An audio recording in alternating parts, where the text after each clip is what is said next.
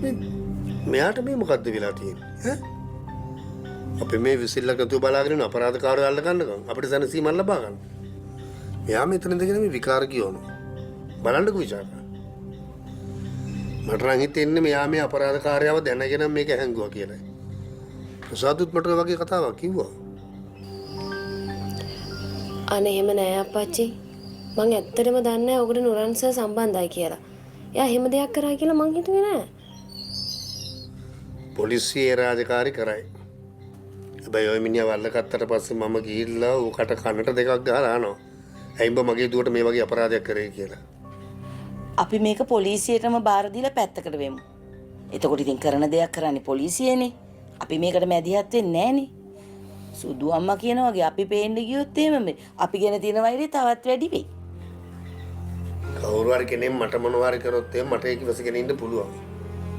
ඒ ඔය දෙන්නට වැරද්දක් කරපු මිනිහෙකුට මං කවදාවත් සමාව දෙන්න තරම් මගේ හිත දියුණු කරගෙන නෑ.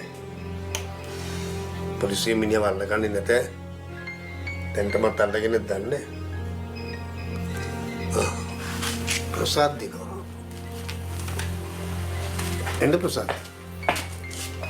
ජයනාත් පොඩක් එළියට යමුද? ඒ ප්‍රසාද් මොකක් හරි කරදරයක්ද?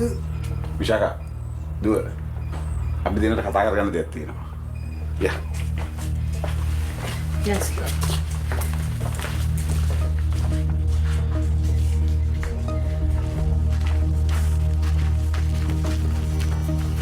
මොකද ප්‍රසාද් තාත්තේ? මිනිහව අල්ලගත්තද? ජයනාත් මං කියපු දේ ජයනාත් කාට හරි කිව්වද?